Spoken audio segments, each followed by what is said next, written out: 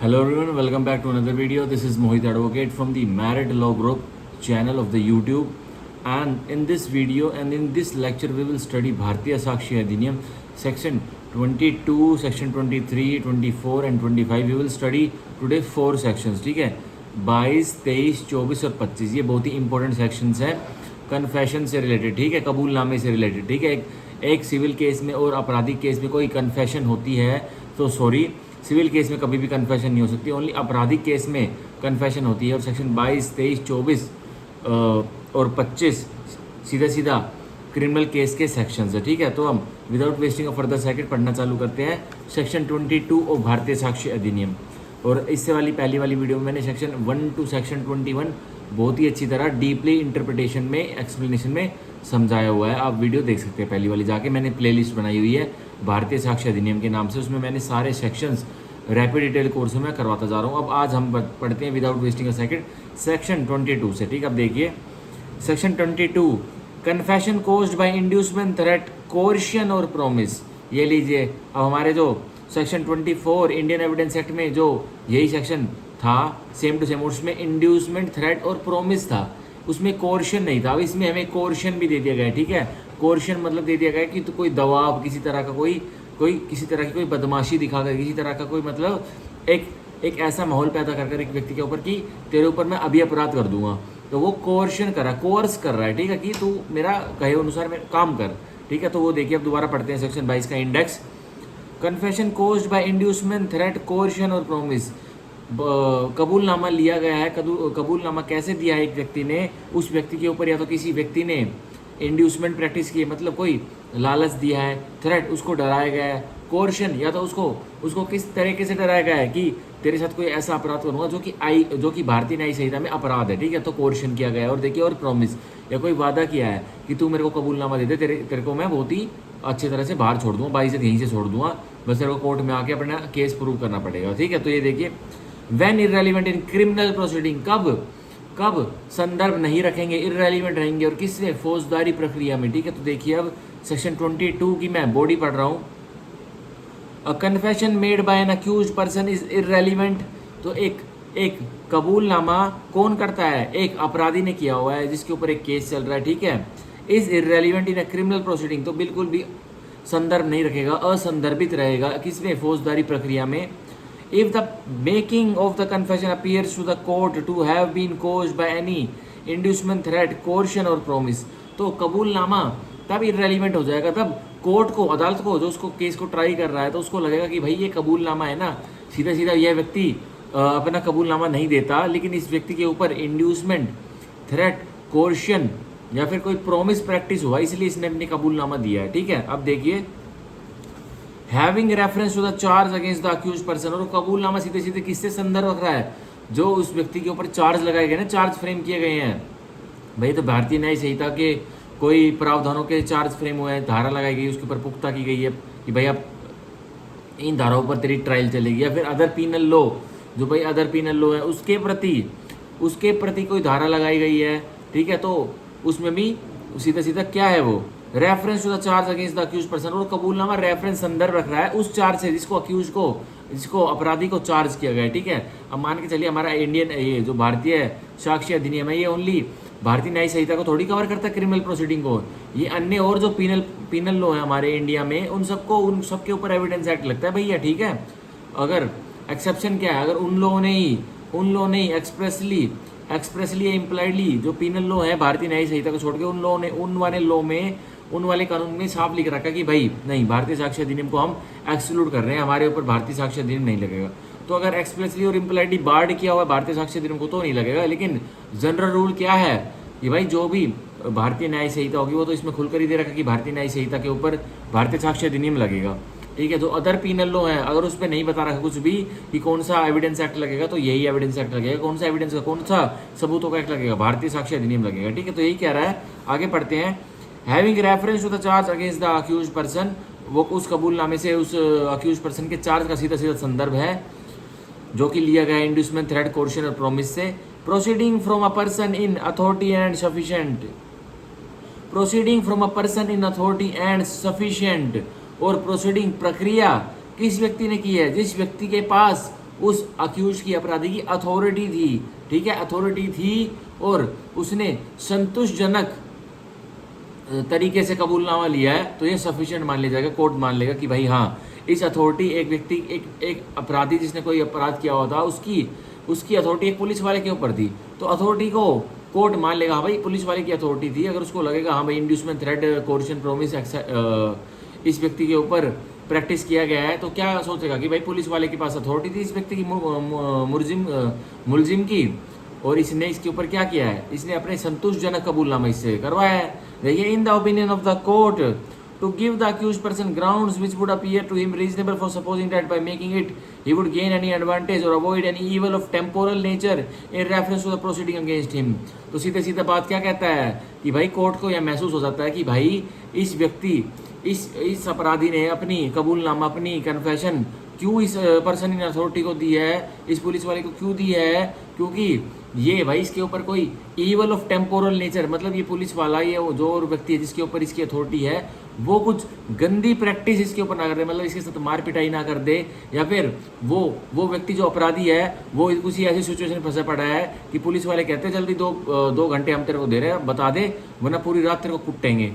तो अब वो क्या सोचता है, अपराधी क्या सोचता है, तो कि प्रिजन में पुलिस कस्टडी में बंद है, कि भाई बता ही देता हूँ, जो मैंने किया भी नहीं है वो उसे भी कबूल कर लेता है, और उसको क्या एडवांटेज मिलेगी कि वो फ़ायदा कमाएगा, कि वो अवॉइड कर सकता है, टाल सकता है कोई भी ईविल, कोई भी दुष्ट काम जो कि टेम्पोरल नेचर का, मतलब उसके ऊपर जो मारपिटाई होने वाली है वो अपने इस कबूलनामे से, जो झूठा है, सच्चा है, कैसा भी है, जो कि किसको प्रैक्टिस होते हुए उसके ऊपर हुआ है, इंड्यूसमेंट, थ्रेट, कोर्शन, प्रोमिस को देखते हुए उसके ऊपर हुआ है, तो उसको कोर्ट नहीं मानेंगी, इररेलेवेंट समझ लेगी, ठीक है।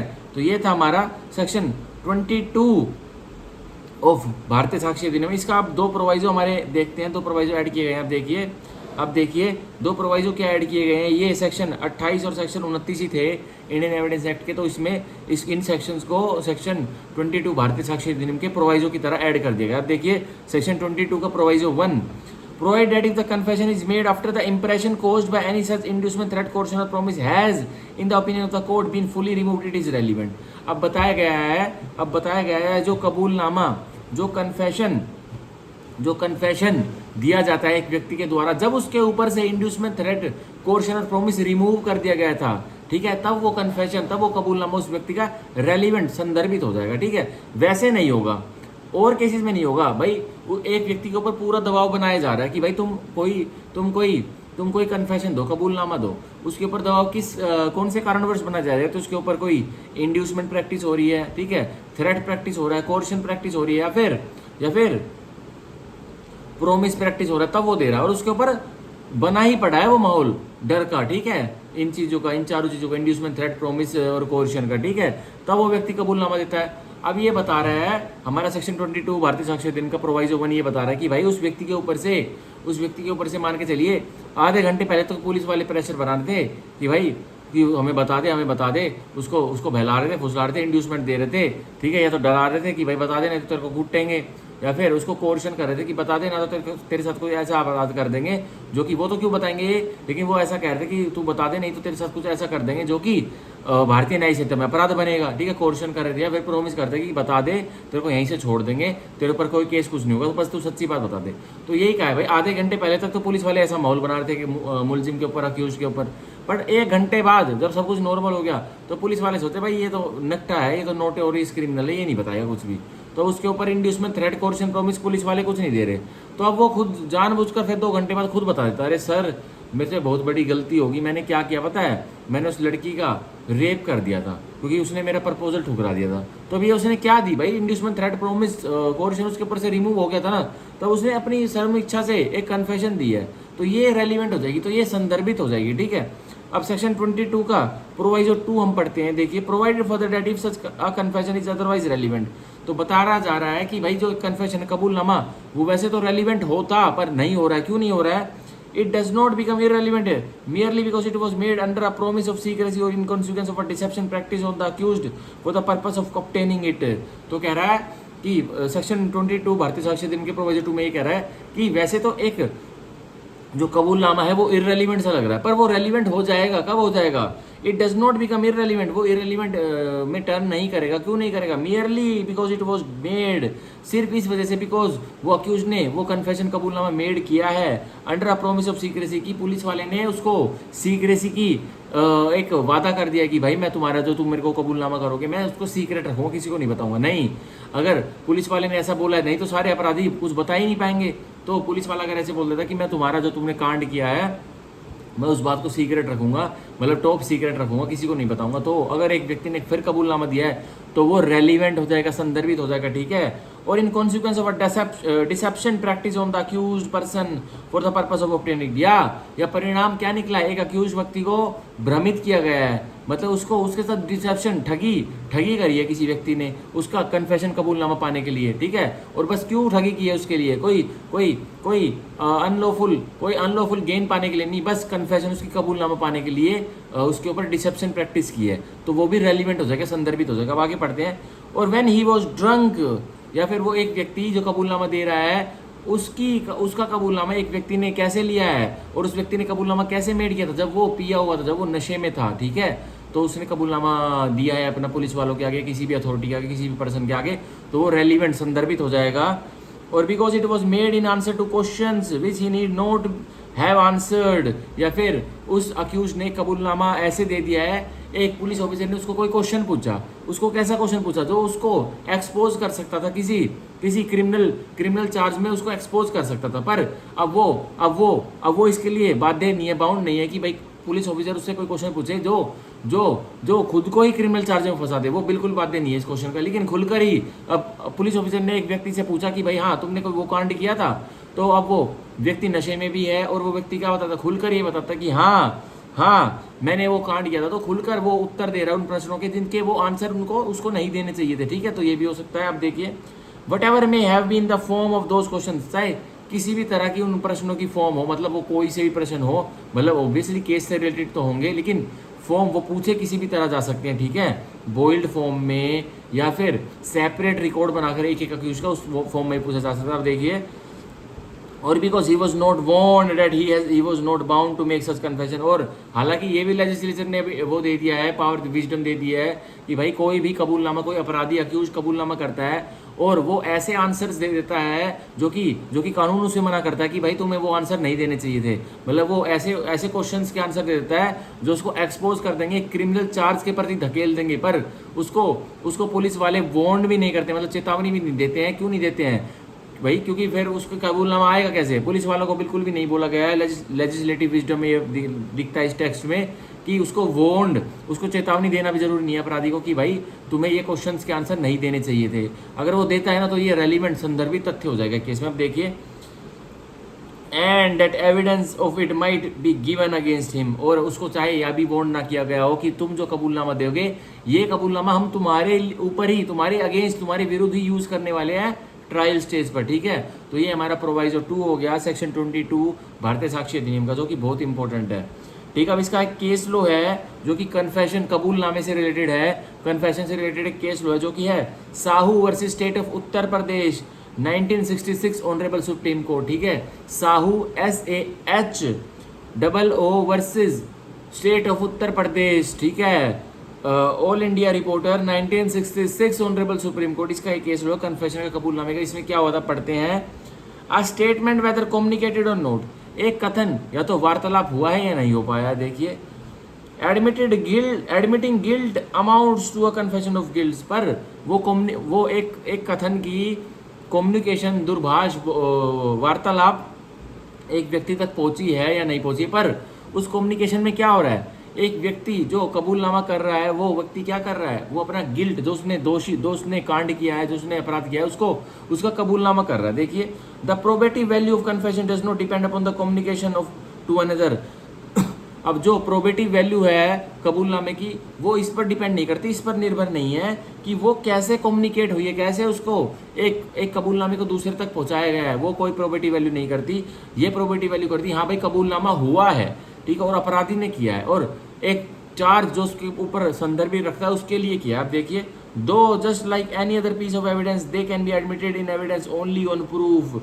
अब जो और अन्य जो भारतीय साक्ष्य अधिनियम के जो और एविडेंस है, जो और सबूतों के जो सबूत दिए जाते हैं, तो उनको किसी और के साथ कोरोबरेटिव एविडेंस तो देने ही पड़ेंगे।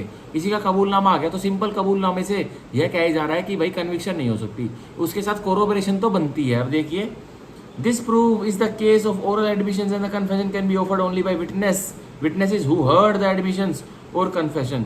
तो कह रहा है सबूत, तो ये सबूत है जो एक कबूलनामे का सबूत है, या फिर जो एक ओरल कबूलनामा, एक ओरल स्वीकारोक्ति हुई थी, ओरल एडमिशन हुआ था, and a confession can be offered only by witnesses, और एक ओरल स्वीकारोक्ति हुई थी या फिर एक ओरल कबूलनामा हुआ था, उसको कौन ऑफर कर सकता है? सिर्फ एक विटनेस, गवाह ऑफर कर सकता है।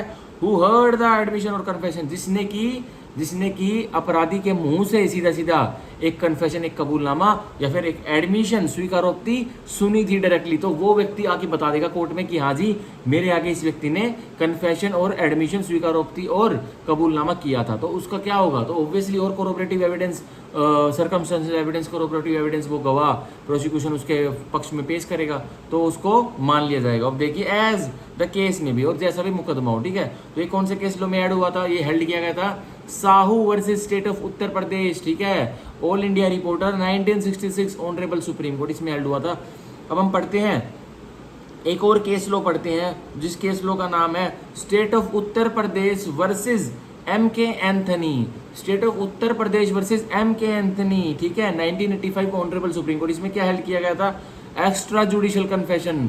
अब जो कन्फेशन, जो कबूलनामा होता है एक्स्ट्रा जुडिशियल, मतलब वो जुडिशियल, मतलब जज के सामने नहीं हो रहा है, मतलब वो ऑफिसर्स, पुलिस ऑफिसर्स या अन्य ऑफिसर, सीबीआई के ऑफिसर, AD के ऑफिसर, उनके सामने हो रहा है, तो उनकी क्या वैल्यू? अब देखिए, extra judicial confession appears to have been treated as a weak piece of evidence.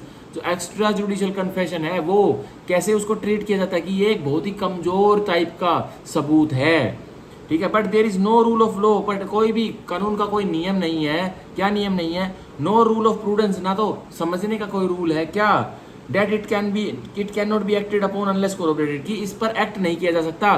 क्यों किया जा सकता है इसके ऊपर एक्ट? भाई इसको कोरोबरेशन हो गई तो एक्स्ट्रा जुडिशियल कन्फेशन के ऊपर भी एक्ट किया जा सकता है, और एक्ट क्या किया जा सकता है? इसको माना जा सकता है, ठीक है, कोर्ट में।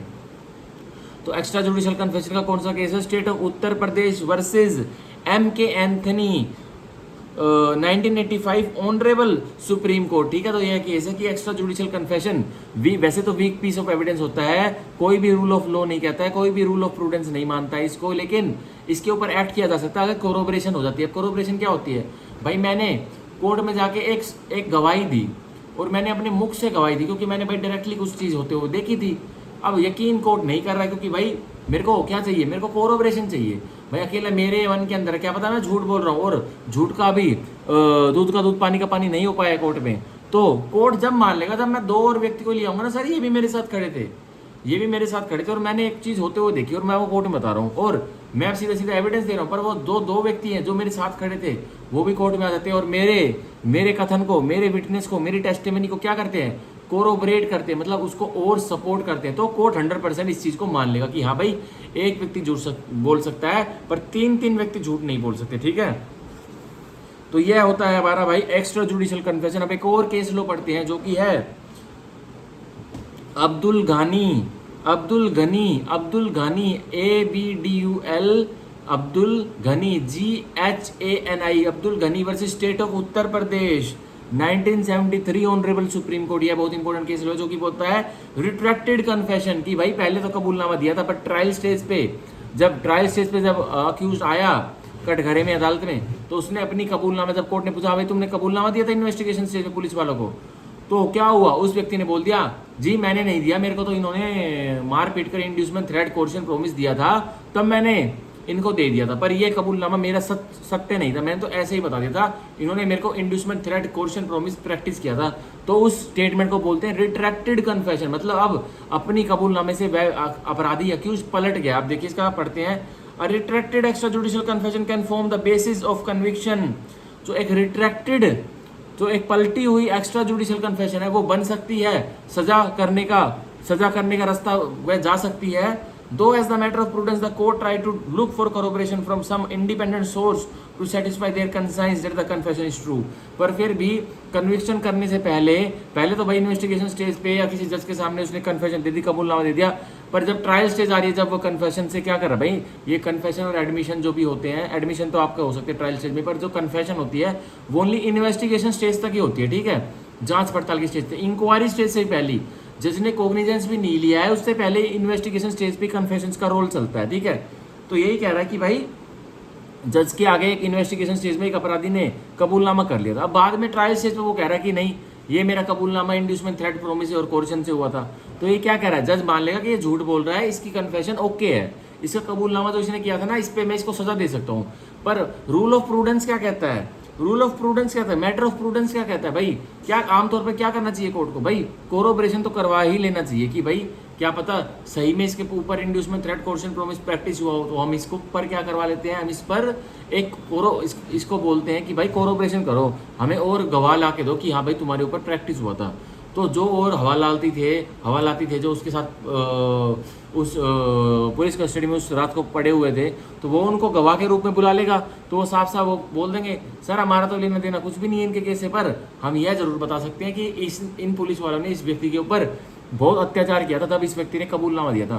तो क्या होगा भाई, एक हवालाती भी झूठ बोल सकता है, दो भी बोल सकते, तो उस रात को 5 हवालाती उसके साथ पड़े हुए थे पुलिस कस्टडी में, तो वो 5 के बोल देते हैं हाँ सर इसके ऊपर inducement, threat, promise, coercion police वालों ने प्रैक्टिस किया था, तभी ये कोर्ट में आके इसने कबूलनामा दिया था, और हम आपको टेस्टिफाई कर रहे हैं, टेस्टिमोनी दे रहे हैं, बेशक से उनका क्रॉस कर लो, प्रोसिक्यूशन वकील, सरकारी वकील उसका क्रॉस कर लेगा, तो क्या होगा, कोरोबरेशन हो गई ना, तो एक्स्ट्रा जुडिशियल कन्फेशन और जो रिट्रैक्टेड कन्फेशन है, रिट्रैक्टेड मतलब अपने कबूलनामे से वो पलट रहा है, यह काम आ जाएगा, तो उसको कोई कन्विक्शन नहीं होगी, ठीक है। तो ये कौन से केस लो में हेल्ड किया गया था, Abdul Gani versus state of Uttar Pradesh 1973 honourable supreme court, इसमें हेल्ड किया गया था, ठीक है। अब हम पढ़ेंगे अपना नेक्स्ट सेक्शन जो कि है सेक्शन 23 ऑफ भारतीय साक्ष्य अधिनियम। अब देखिए कन्फेशन टू पुलिस ऑफिसर, अब कबूलनामा एक व्यक्ति एक अपराधी दे रहा है किसको, पुलिस ऑफिसर को, ठीक है, पुलिस कर्मी को। अब देखिए 23 का 1, no confession made to a police officer shall be proved as against a person accused of any offence. ये लीजिए, कोई भी कन्फेशन, कोई भी कबूलनामा एक व्यक्ति ने अपराध से रिलेटेड एक पुलिस कर्मी के सामने कबूलनामा दे दिया था, ठीक है, तो कोई भी कबूलनामा जो कि पुलिस ऑफिसर के सामने दिया गया है उसको साबित नहीं किया जाएगा, उसकी कोई वैल्यू नहीं होती, ठीक है।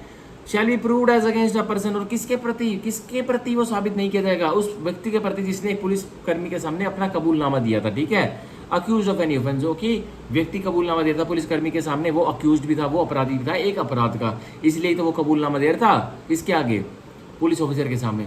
तो इसे हम इम्प्लाइडली क्या इसे हमें देखने को मिलता है कि भाई कबूलनामा जो रेलिवेंट होता है उसको जो प्रूव कर सकते हैं, साबित कर सकते हैं, वो ओनली जुडिशियल मैजिस्ट्रेट के सामने अगर कबूलनामा दिया है एक अक्यूज ने, तो वो ही आप प्रूव कर सकते हो, साबित कर सकते हो कि देखिए सर इसने इन्वेस्टिगेशन स्टेज पे पुलिस कर्मी इसको स्पॉन्सर करके लाए थे, और इसने इस अक्यूज ने, जिसकी आप ट्रायल स्टेज पर इसका मुखड़ा देख रहे हो, इसने कोर्ट में आके जुडिशियल मैजिस्ट्रेट के सामने एक कन्फेशन कबूलनामा दिया था, तो और थोड़े बहुत कोरोबरेशन होगी तो वह कबूलनामा मान लिया जाएगा। पर एक कबूलनामा मैजिस्ट्रेट के सामने नहीं दिया गया, एक अक्यूज ने कन्फेशन नहीं दी गई है, वो सीधा सीधा एक पुलिसकर्मी के आगे दे दी गई है, तो उस कबूलनामे की कोई वैल्यू, कोई अहमियत नहीं रहेगी, ठीक है। कुछ भी उसने बोला हो तो पुलिस वाले उसको साबित नहीं कर सकते, प्रोसिक्यूशन उसको साबित नहीं कर सकता कि सर देखिए, कोर्ट में वो नहीं बोल सकते कि सर देखिए इसने तो इन्वेस्टिगेशन स्टेज पे पुलिस वालों के सामने पूरा का पूरा केस ही कबूल करके बैठा कि हाँ मैंने रेप किया था, हाँ मैंने मर्डर किया था। नो, ये जनरल रूल यही है कि भाई नहीं, पुलिस वाले के सामने किसी व्यक्ति ने जिसने कोई अपराध कर रखा है, उसने कोई कबूलनामा दिया है उस अपराध से रिलेटेड, तो उसको कहीं भी यूज नहीं कर सकते, ठीक है, कोर्ट में प्रूफ साबित नहीं कर सकते। अब देखिए 23 का 2, अब देखिए no confession made by any person while is in custody of a police officer unless it is made in the immediate presence of magistrate shall be proved against him. ये लीजिए एक और बात आ गई, ऊपर से थोड़ी मैचिंग खा रही है, पर इसमें एक और रूल है कि भाई कोई भी कन्फेशन, कोई भी कबूलनामा मेड बाय एनी पर्सन, किसी व्यक्ति ने मेड किया है, while is in the custody of a police officer, और जो कि उस पुलिस ऑफिसर की हिरासत में था, ठीक है। सेक्शन 23 में जो सेक्शन 23 का जो सब सेक्शन 1 था उसमें वो व्यक्ति जो कि कबूलनामा दे रहा है वो पुलिसकर्मी की अभी हिरासत में नहीं था। मान के चलिए पुलिसकर्मी बस इन्वेस्टिगेशन लेने आए हैं, इन्वेस्टिगेशन करने आए हैं, और मान के चलिए और ये जो सेक्शन 23 का एक है वो अक्यूज पे भी लगता है, ठीक है। और वो किस पर लगता है भाई, पुलिस ऑफिसर अभी एक अक्यूज को कस्टडी में नहीं है, ओनली वो इन्वेस्टिगेशन कर रहे हैं कि भाई हुआ क्या था, फैक्ट्स एंड सर्कमस्टांसेस को पता लगाने की कोशिश कर रहे हैं, तो उस पर नहीं होगा। अब 23 के 2 में क्या कर रखा है, अगर उस व्यक्ति को अक्यूज को कस्टडी में ले लिया पुलिसकर्मी ने और फिर अक्यूज ने कोई कबूलनामा दिया है, कोई कबूलनामा दिया है तो भी साबित नहीं किया जाएगा। किसके प्रति साबित नहीं किया जाएगा, ठीक है, क्यों साबित नहीं किया जाएगा, उस अक्यूज के प्रति साबित नहीं किया जाएगा। अगर वो व्यक्ति, अगर वो अक्यूज कस्टडी में आ जाता है तो ठीक है, और वो फिर कबूलनामा देता है पुलिस वाले के सामने, तो उसको साबित नहीं किया जाएगा, ठीक है। अब देखिए कब कर दिया जाएगा, कब कर दिया जाएगा, प्रूव्ड कब कर दिया जाएगा, unless it is made in the immediate presence of magistrate. अगर एक अक्यूज पुलिस कस्टडी में है और पुलिस ऑफिसर उसको स्पॉन्सर करते हैं और जुडिशियल मैजिस्ट्रेट की कोर्ट तक लेके जाते हैं, और जुडिशियल मैजिस्ट्रेट की कोर्ट में ले जाकर वह व्यक्ति फिर एक कबूलनामा देता है, तो और मैजिस्ट्रेट, जुडिशियल मैजिस्ट्रेट की प्रेजेंस में, मौजूदगी में कबूलनामा देता है, तो उसको साबित करा जाएगा। हालांकि जब जुडिशियल मैजिस्ट्रेट एक व्यक्ति का कबूलनामा लेता है, कन्फेशन एक व्यक्ति बता रहा है, तो पुलिस ऑफिसर को बाहर कर देता है कमरे के बाहर, तो ओनली अब उस कमरे में कौन रहता है, अक्यूज रहता है, अक्यूज का वकील रहता है और प्रोसिक्यूशन का वकील रहता है, इफ एनी, ठीक है, तो ये रहते हैं। और पुलिस ऑफिसर उस कमरे में कोर्ट में अगर वो स्पॉन्सर करके लाए एक अपराधी को जो कि कबूलनामा देने वाला है, वो भी नहीं रहते हैं, ठीक है। तो ये हमने पढ़ा 23 का 2। अब हम पढ़ेंगे सेक्शन 23 भारतीय साक्ष्य अधिनियम का प्रोवाइजो, जो कि बहुत इंपॉर्टेंट। आप देखिए, provided that when any fact is deposed to as discovered in consequence of information received from a person accused of any offense। ये लीजिए, अब ये जो सेक्शन 27 इंडियन एविडेंस एक्ट का वही कॉपी पेस्ट हमारा सेक्शन 23 का प्रोवाइजो बना रखा है। ये बता रखा है, बताया गया है कि कोई तथ्य एक अपराधी बताता है और उस तथ्य से क्या निकल के आता है, एज टू डिस्कवर्ड, एक तथ्य कोई बोला, मतलब एक अपराधी ने कोई डिस्क्लोजर स्टेटमेंट दी, मतलब कुछ बताया कि भाई मैंने जो कांड किया था और जो मैंने हथियार है ना किसी के खेत में छुपाया हुआ है, ठीक है, और वो प्लेस हिडन होनी चाहिए, मतलब वो प्लेस सार्वजनिक नहीं होनी चाहिए, वो एक प्लेस गुप्त प्लेस होनी चाहिए जहाँ पर मतलब वो वेपन, वो हथियार आराम से छुपाए जा सके और किसी को वो मिले भी ना, ठीक है। बस अपराधी को बताओ कि उसने कहाँ छुपाया। तो एक अपराधी पुलिस वाले को डिस्क्लोजर स्टेटमेंट देता है और वो डिस्क्लोजर स्टेटमेंट क्या बन जाती है, एक तथ्य बन जाती है, फैक्ट बन जाती है। अब उस डिस्क्लोजर स्टेटमेंट से क्या होता है, पुलिस वाले उस अपराधी को उस जगह पर लेके जाते हैं जहाँ उसने हथियार जिसे मर्डर कमिट किया था वो छुपाया था, वो गाड़ा था धरती के अंदर। तो अब वो अपराधी उसकी बताए बतौर अच्छे से उसकी वीडियोग्राफ होती है, उसकी ऑडियोग्राफ होती है, और बहुत सारे पुलिस ऑफिसर जाते हैं जहाँ पे डिस्क्लोजर स्टेटमेंट से डिस्कवरी स्टेटमेंट होनी है, और वो अक्यूज्ड पिन पॉइंट करता है उस जगह की तरफ कहाँ उसने वो हथियार गाड़ा था, ठीक है। आप देखिए अब देखिए क्या बता रहा, दोबारा पढ़ता हूँ, सेक्शन 23 भारतीय साक्ष्य अधिनियम का proviso, provided that when any fact is deposed to as discovered, बताया गया है कि कोई तथ्य डिपोज हुआ है, मतलब बोला गया है, और वो तथ्य कैसे बोला गया था, वो डिस्क्लोजर स्टेटमेंट थी और वो डिस्क्लोजर स्टेटमेंट में टर्न हो गई है, disclosure statement turn into discovery. अब देखिए, in consequence of information received, और किस वजह से डिस्कवरी होती है एक वस्तु की, क्योंकि परिणामवश एक इन्फॉर्मेशन जानकारी रिसीव हुई थी, और किससे हुई थी, from person accused of any offence, जो अपराधी था, एक जिसने अपराध किया था, एक अपराधी से रिसीव हुई थी एक जानकारी, एक डिस्क्लोजर स्टेटमेंट रिसीव हुई थी और वो टर्न हो गई थी डिस्कवरी में, ठीक है, एक वेपन की, एक वस्तु की। अब देखिए, in the custody of a police officer, और वो डिस्क्लोजर स्टेटमेंट जब एक अपराधी ने दी तो वो पुलिस कर्मी की हिरासत में था। तो पुलिस कर्मी नोट कर रहा है अपने कागज पर, एक अक्यूज जो अपराधी है एक अपराध का, वो बोले जा रहा है कि सर मैंने मर्डर किया था, पर मैंने भीमा के खेत में जाकर, भीमा कोई व्यक्ति एग्जाम्पल ले रहा हूँ, मैंने मर्डर तो किया था गांव में, पर मैं डर गया था, मैंने जो चक्कू था, जो नाइफ था, वो मैंने भीमा के खेत में गाड़ दिया था।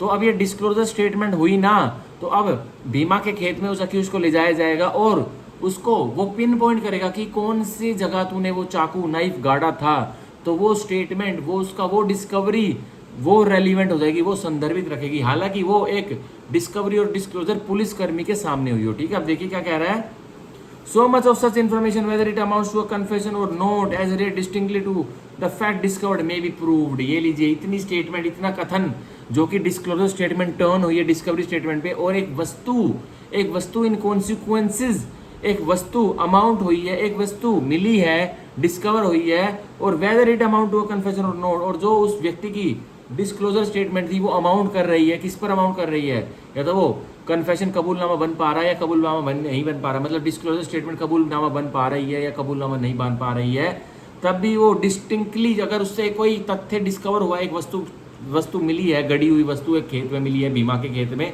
तो वो क्या होगा, मे बी प्रूव, तो वो चीज़, वो फैक्ट, वो तथ्य संदर्भित रखता है और उसको साबित किया जा सकता है कि देखिए मैं इन्वेस्टिगेटिंग ऑफिसर था, एक अक्यूज है जिसने कि एक व्यक्ति को चाकू मार के ग्रीवियस हर्ट किया हुआ है, ठीक है, तो वो अक्यूज ए है।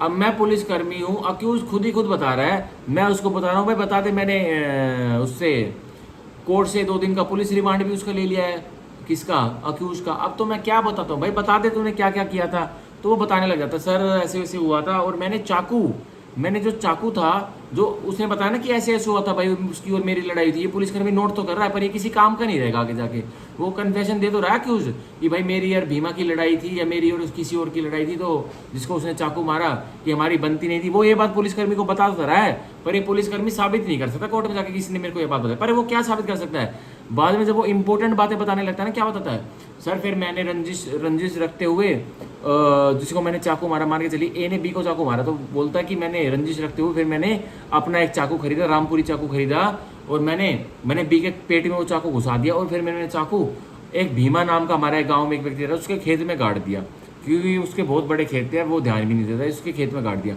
तो ये स्टेटमेंट अगर उसने दी ना पुलिस वाले के सामने, तो ये स्टेटमेंट कन्फेशन कबूलनामा बनेगा या नहीं बनेगा ये तो ठीक है, लेकिन अगर उस चाकू की डिस्कवरी हो जाती है, पुलिसकर्मी उस व्यक्ति को लेके, जो अक्यूज्ड ए है जिसने चाकू काटा था, रामपुरी चाकू बी के पेट में, उसको ए को लेके वहां जाता है ना भीमा के खेत में, और वो ए पिन पॉइंट करता है कि हाँ इस जगह पर मैंने गाड़ा था, और पुलिसकर्मी फिर उसको निकालते हैं, तो ये स्टेटमेंट, ये कन्फेशन, ये कबूलनामा और ये डिस्क्लोजर स्टेटमेंट जब टर्न हुई डिस्कवरी स्टेटमेंट में, ये बहुत ही ज़्यादा रेलिवेंट संदर्भित रखेगी, और इसको पुलिस वाले साबित भी कर सकते हैं। और ऑब्वियसली वो साबित कैसे करेंगे भाई, कम से कम 5 पुलिस वाले गए हैं, इन्वेस्टिगेटिंग ऑफिसर के साथ कम से कम 5 पुलिस वाले गए हैं उस जगह पर जिस पर एक डिस्कवरी होनी है, तो ऑब्वियसली एक तो इन्वेस्टिगेटिंग ऑफिसर है, वो अपनी टेस्टिमनी देगा कि भाई जी मेरे सामने डिस्कवरी होती, मेरे सामने भीमा के खेत से चाकू मिला था जो ए ने पी के पेट में घुसाड़ा था, ठीक है। तो ये 4 पुलिस वाले जो जिनका इन केस से कोई संदर्भ ही नहीं है, ये भी मेरे साथ गए थे, तो आप इनकी भी टेस्टिमनी ले लीजिए, और अक्यूज का वकील उनको क्रॉस कर लेगा, तो यह एक संदर्भित रेलिवेंट फैक्ट होगा, और इसको साबित भी कर सकते हैं कौन, पुलिस वाले, ठीक है।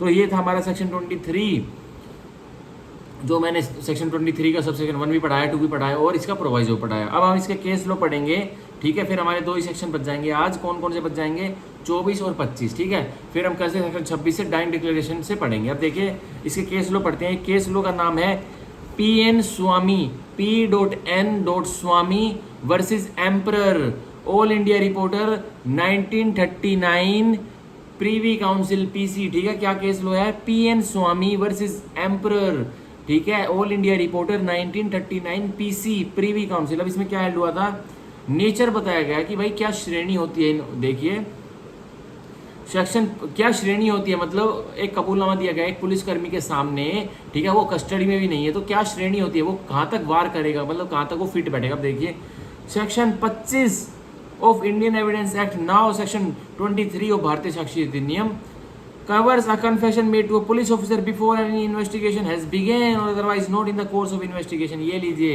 जो सेक्शन 23 भारतीय साक्ष्य अधिनियम है वो किस चीज को कवर करता है, वो कवर करता है कि एक कबूलनामा पुलिसकर्मी के सामने किसी व्यक्ति ने दिया था, और वो कबूलनामा जब कोई इन्वेस्टिगेशन जांच पड़ताल एक ऑफेंस की अपराध की चालू भी नहीं होती उससे पहले दिया गया है, हैज बिगेन और अदरवाइज, ठीक है, या तो वो इन्वेस्टिगेशन नई ताजा अभी हुई है या फिर अभी स्टार्ट ही नहीं हुई है, तब एक कबूलनामा दिया जाता है। Not in the course of investigation, but वो इन्वेस्टिगेशन जब चल रही है ना उसके बीच में वो कबूलनामा नहीं दिया जाता, तो वो क्या होगा, सीधा सेक्शन 23 के सब सेक्शन 1 का ये केस लो है। और क्या केस लो है ये, P.N. Swami versus Emperor, All India Reporter 1939, Privy Council PC, ठीक है। कि भाई इन्वेस्टिगेशन अभी एक अपराध की पुलिसकर्मी ने चालू भी नहीं की है और ना ही तो अपराधी पुलिसकर्मी की कस्टडी में है, और उस अपराधी ने क्या एक कबूलनामा दिया है और वो अभी इन्वेस्टिगेशन चालू भी नहीं हुई है और ना तो कोर्स ऑफ इन्वेस्टिगेशन में दिया है, तो वो किसी भी काम का नहीं रहेगा कोर्ट में। वह पुलिसकर्मी जिसके सामने अक्यूज ने एक कबूलनामा दिया है तो वो उसको साबित नहीं कर सकता। कौन से केस लो में ये हेल्ड किया गया था? P.N. Swami versus Emperor All India Reporter 1939 Privy Council में हेल्ड किया गया था। अब दूसरा केस लो पढ़ते देखिए। अब पुलिसकर्मी के ऊपर ये केस लो दे रखा है। केस लो का नाम है state of Punjab versus Barkat Ram All India Reporter 1962 Supreme Court. State of Punjab versus Barkat Ram All India Reporter 1962 Supreme court. इसमें क्या हुआ था? The words police officer are not to be construed in a narrow way.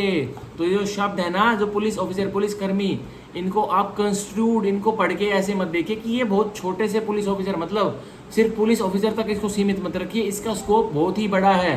CBI officer, enforcement director वाले officer, ठीक है, CID वाले officer, सारे व्यक्ति इस पुलिस ऑफिसर के वर्ड में आते हैं। आप देखिए, but have to be construed in a wide and popular sense.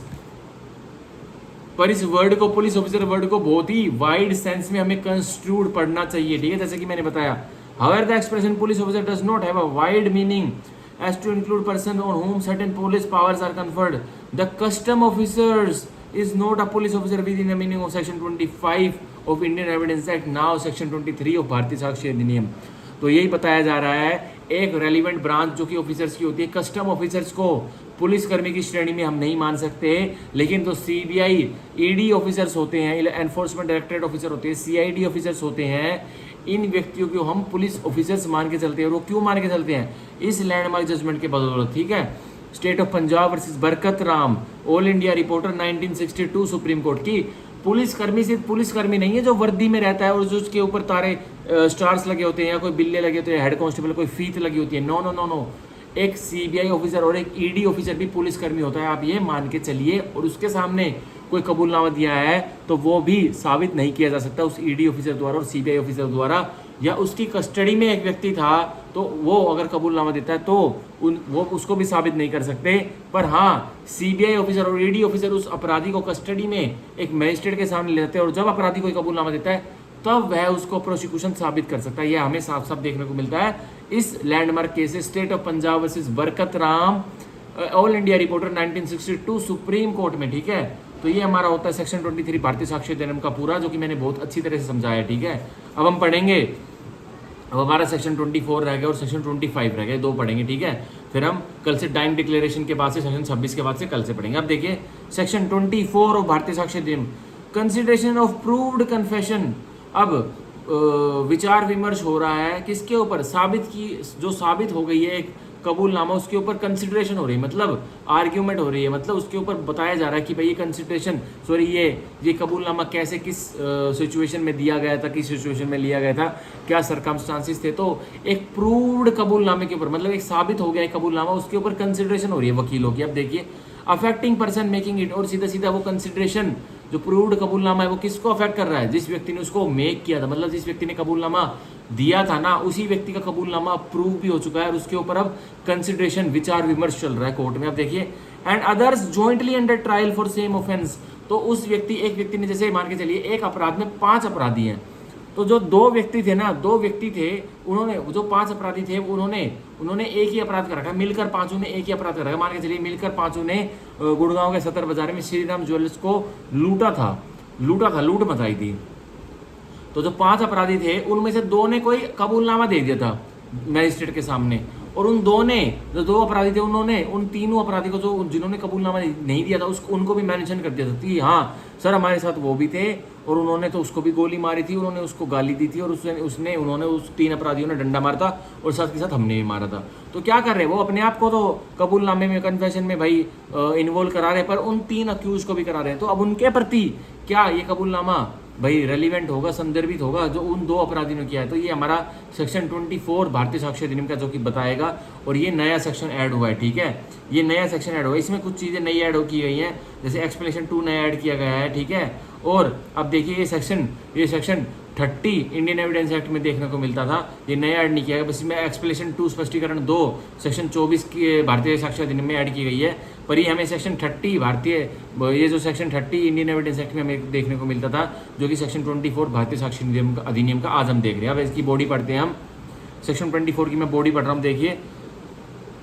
When more persons than one are being tried jointly, जब एक व्यक्ति से ज्यादा व्यक्ति मतलब एक व्यक्ति से ज्यादा व्यक्ति मतलब या तो 2 व्यक्ति हैं या 2 से भी ज्यादा व्यक्ति हैं, मतलब एक तो मिनिमम है, एक से ज्यादा होने चाहिए, मतलब 2 होने चाहिए, उससे भी ऊपर कितने भी हो जाए, तो उनको ट्राइड जॉइंटली किया जा रहा है। ट्राइड उनको जॉइंटली कहाँ किया जाता है भाई? सीआरपीसी में ट्राइड जॉइंटली किया जाता है। पहले तो सेक्शन 223 सीआरपीसी में उनको ज्वाइन किया जाता था।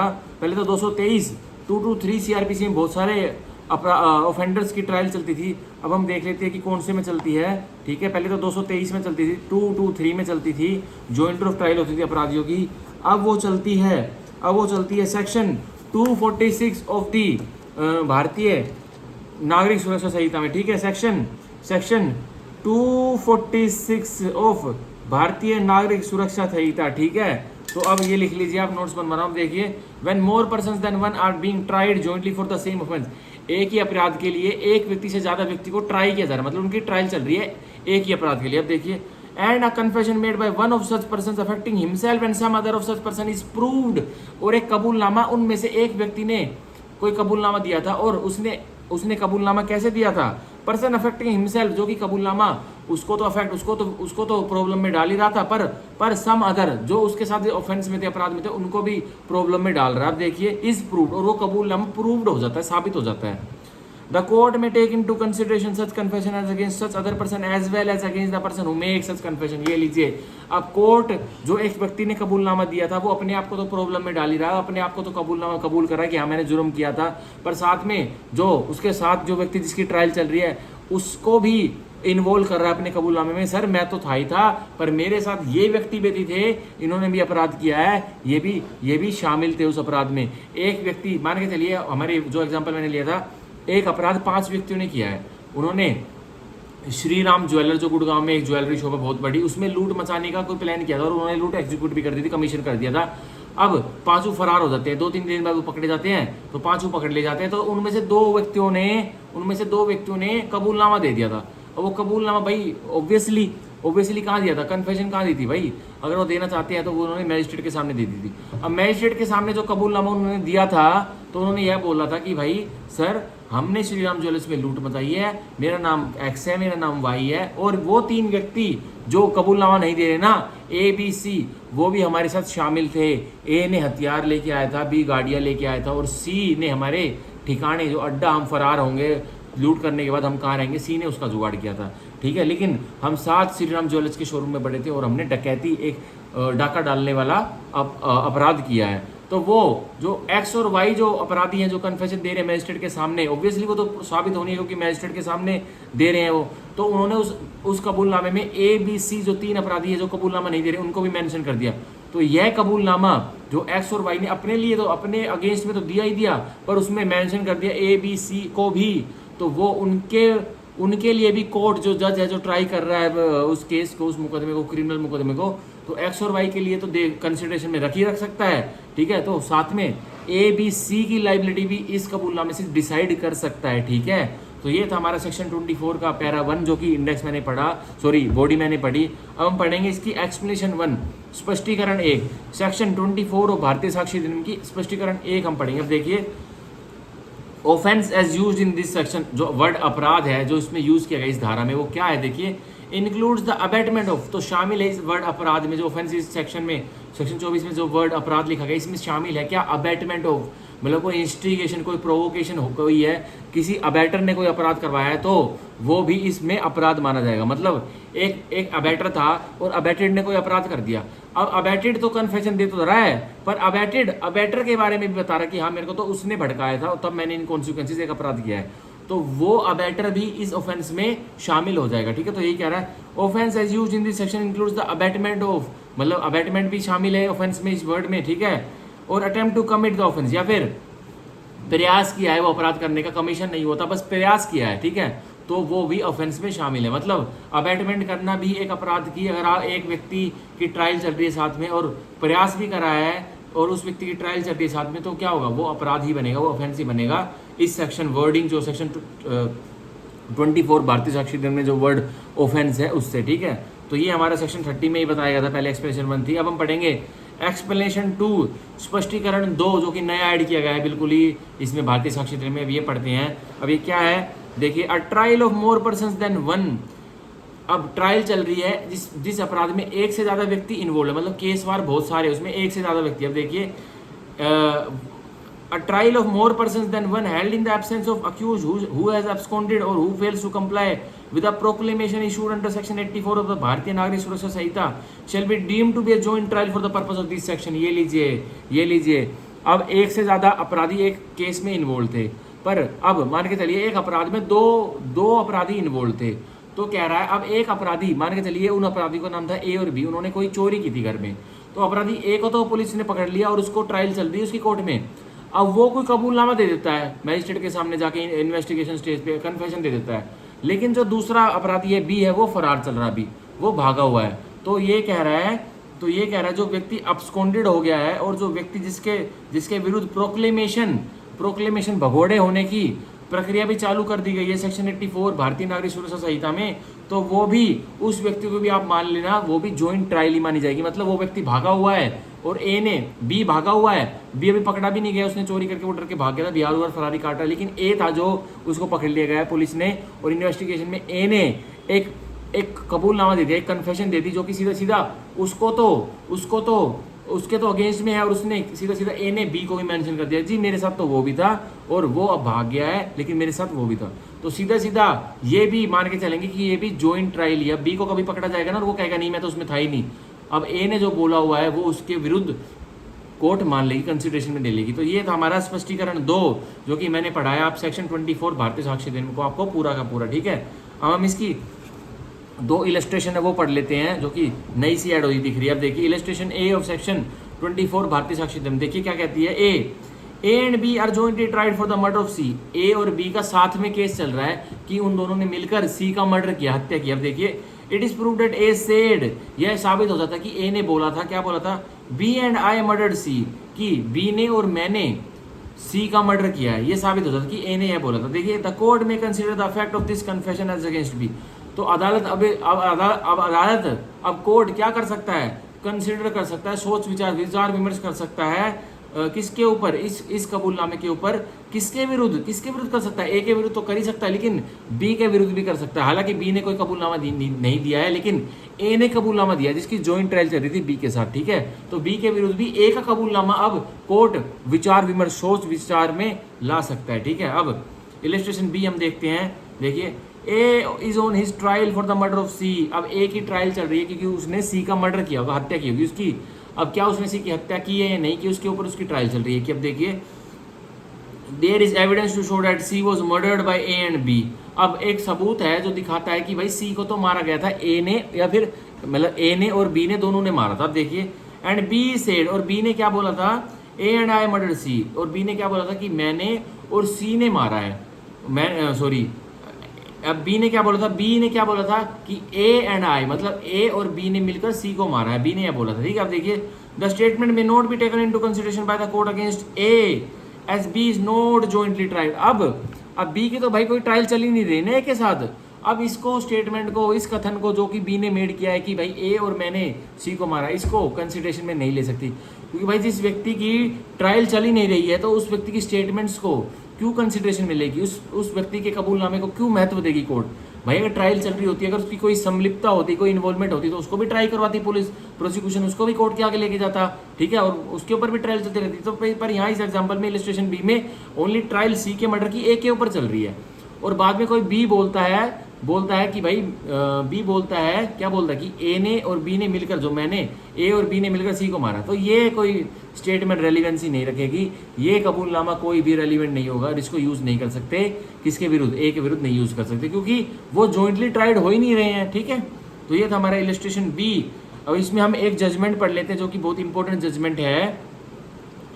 ये एक जजमेंट है जिसका नाम है government of NCT of Delhi versus Jaspal Singh, government of NCT of Delhi versus Jaspal Singh, all India reporter 2003 supreme Court, ठीक है। Government of government of NCT of Delhi versus Jaspal Singh, all India reporter 2003 supreme court. इसमें क्या हेल्ड हुआ था? अब बताया गया है कि भाई ये वाली जो कन्फेशन कबूलनामे होते हैं, जो जो एक से ज़्यादा अपराधी को एक साथ ट्राई किया जाता है, क्योंकि उन्होंने एक अपराध किया था, तो अगर एक अपराधी एक कबूलनामा करता है जिसमें वो अपने आप को तो फंसाता है ही, लेकिन साथ में दूसरे अपराधियों को जो उसके साथ थे एक अपराध में उनको भी फंसाता है, तो उसका स्कोप क्या, आप देखिए section 30 of Indian evidence act, now section 24 of भारतीय साक्ष्य अधिनियम envisages that when more than one person are being tried for the same offense and the confession made by one of such person if found to affect the maker and some other of such person and stands sufficiently proved, तो कहा जाता है कि जैसे अब एक व्यक्ति से ज़्यादा को एक ही अपराध के लिए ट्राई किया जा रहा है, और जो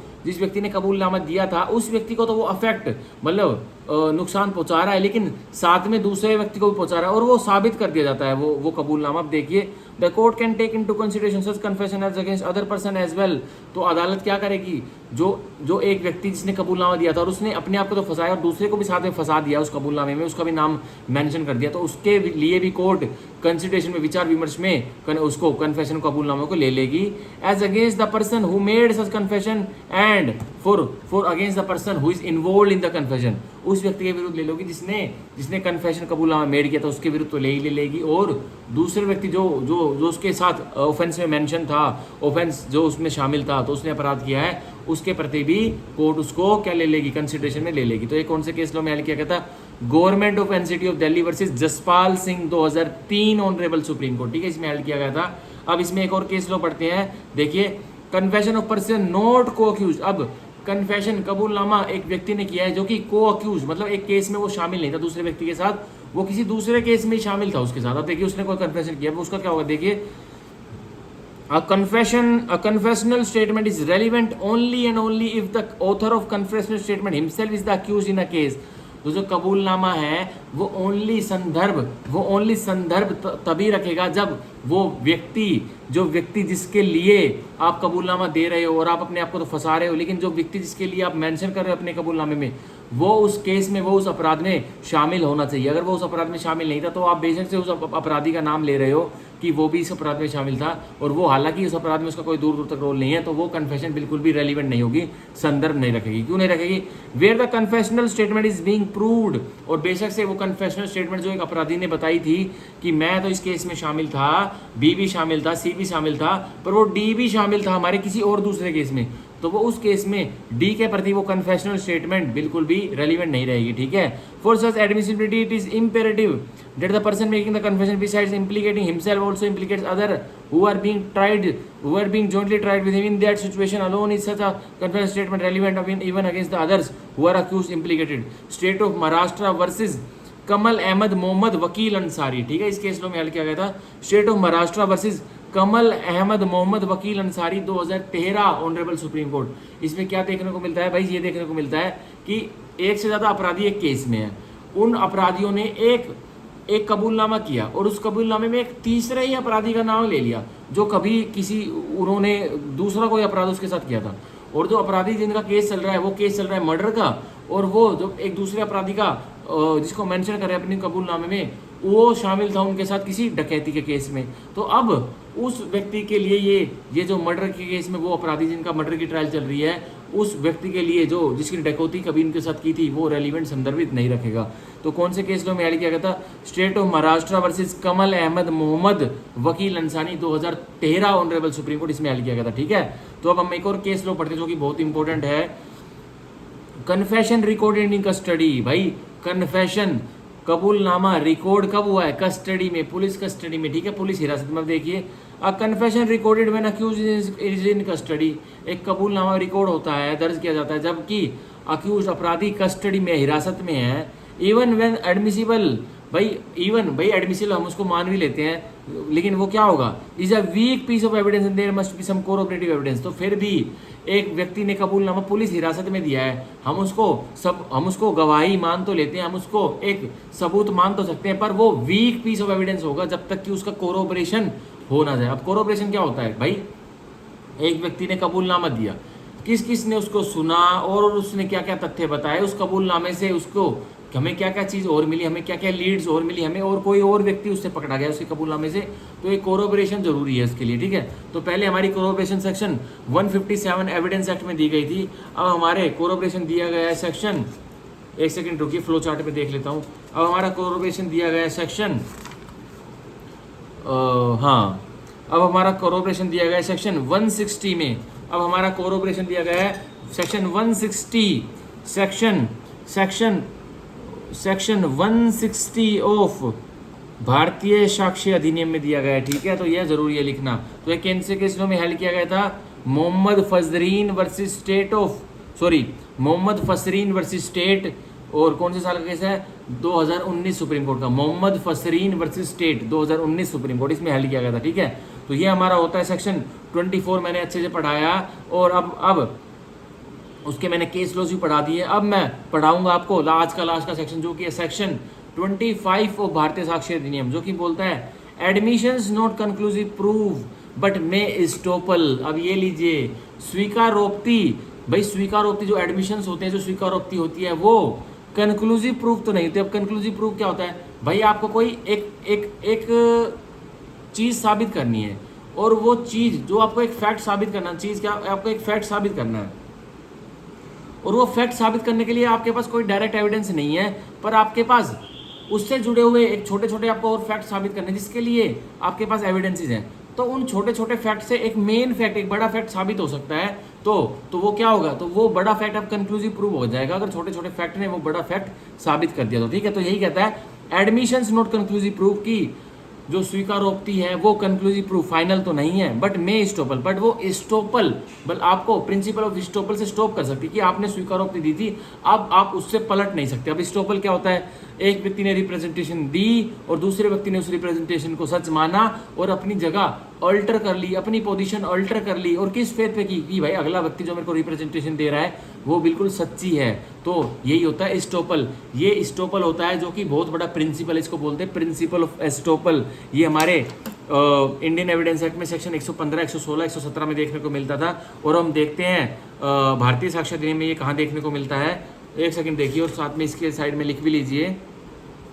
ये हमें देखने को मिलता है, ये हमें देखने को मिलता है सेक्शन 121, 122 और 123। सेक्शन 121, सेक्शन 121, 122 और 123 में हमें देखने को मिलता है एस्टोपल के रूल्स देखने को मिलते हैं, ठीक है। ये हमें लिख लेना चाहिए, बहुत जरूरी है। अब मैं सेक्शन 25 की बॉडी पढ़ रहा हूँ। Admissions are not conclusive proof, स्वीकारोक्ति कंक्लूसिव प्रूफ मतलब अंतिम कोई फाइनल सबूत नहीं है, ऑफ द मैटर्स एडमिटेड, और किस मुद्दे का, जो मुद्दा एडमिट किया गया है, स्वीकार किया गया है उसका, ठीक है। बट परंतु क्या होगा, दे मे ऑपरेट एज एस्टोपल्स, पर वो एडमिशन स्वीकारोक्ति स्टोपल की तरह ऑपरेट कर सकती है। स्टोपल अभी मैंने आपको बताया कि क्या स्टोपल होता है। Under the provisions here in after content, अब जो प्रोविजंस जो नीचे कंटेंट किए गए हैं वो प्रोविजंस मैं आपको कल पढ़ाऊंगा कि एडमिशंस कब कंक्लूसिव प्रूफ नहीं है, बट वो स्टोपल तो बन सकते हैं। एक जिसने एडमिशन, जिसने एक स्वीकारोक्ति एक व्यक्ति ने दी है, वो एक फाइनल कंक्लूसिव प्रूफ, एक फाइनल अंतिम सबूत, फाइनल सबूत तो नहीं है, बट वो स्टोपल की तरह ऑपरेट तो कर सकते हैं। पर हेयर इन आफ्टर मेंशन, अब जो नीचे दिए गए जो कल मैं सेक्शन पढ़ाने वाला हूँ उसके तहत वो एडमिशंस कंक्लूसिव प्रूफ नहीं बनेंगे, बट वो मे ऑपरेट एज स्टोपल की तरह तो काम आ सकते हैं। अब स्टोपल बहुत ही ब्रॉड प्रिंसिपल है जो मैंने आपको अभी बताया था, दोबारा बता दो। स्टोपल, हाँ देखिए स्टोपल क्या होता है, एक व्यक्ति ने रिप्रेजेंटेशन मेक की, एक व्यक्ति ने कुछ ऐसी चीज बोली जो कि अगले व्यक्ति को सुनकर वो सच्चाई मानी उसने, और सच्चाई मानी तो अगले व्यक्ति ने रिएक्ट किया और जो इस व्यक्ति जो रिप्रेजेंटेशन दे रहा था उसकी बातों पर यकीन कर दिया, और अपना लीगल कैरेक्टर उस व्यक्ति ने जो उसकी बात को सच्चाई मान रहा था उसने चेंज कर लिया। अब उसके साथ तो हुआ है धोखा, लेकिन जिसने रिप्रेजेंटेशन दी उसने भाई कोई स्वीकारोक्ति तो की है। जैसे मैं रिप्रेजेंटेशन दे रहा हूँ कि भाई किंगडम ऑफ ड्रीम्स गुड़गांव का मेरा है, हालांकि वो मेरा है नहीं, पर मैं रिप्रेजेंटेशन दे रहा हूँ किसी एक्स को कि भाई किंगडम ऑफ ड्रीम्स मेरा है, तो एक्स ने भाई इस मेरे रिप्रेजेंटेशन को गुड फेथ में, और उसने क्या मान ला, मेरी रिप्रेजेंटेशन को ट्रू माना, और उसने अपनी जगह अल्टर कर ली। वो जगह अल्टर कैसे करी, हमारे बीच में डील होगी, वो कह रहा भाई ठीक है 100 करोड़ में मैं आपका किंगडम ऑफ ड्रीम्स खरीदना चाहता हूँ, और हालांकि किंगडम ऑफ ड्रीम्स भाई है शाहरुख खान का, ठीक है शाहरुख खान का। तो क्या हो गया, अब मैंने जो एडमिशंस दिया है ना, मैंने जो स्वीकारोक्ति दी थी वो मेरे ऊपर अब मेरे ऊपर अब वो कंक्लूसिव प्रूफ तो नहीं है, बट मेरे ऊपर एस्टोपल लग चुका है कि भाई अब मैं अपने रिप्रेजेंटेशन से टर्न बैक नहीं कर सकता। उसने मेरे को एडवांस दे दिया, 100 करोड़ में हमारी डील हो गई है, उसने मेरे को कोई एडवांस दिया है, तो मेरी अब ड्यूटी बनती है कि मैं शाहरुख खान से जाके डील करूं कि सर मैंने आपकी प्रॉपर्टी की एक व्यक्ति मिस्टर एक्स से डील कर ली थी, अब उसने मेरे को टोकन मनी भी दे दिया था, तो आप कृपा करके मेरे से डील करिए। शाहरुख खान का भग जाए यहाँ से, मेरा किंगडम ड्रीम सब 5,000 करोड़ हो गया, तूने 100 करोड़ में डील कर ली, तेरे ऊपर तो 420 चीटिंग वगैरह का मैं मुकदमा करता हूँ। अभी रुक, तूने मेरी प्रॉपर्टी को डील कैसे कर लिया उससे? तो ये क्या हो गया?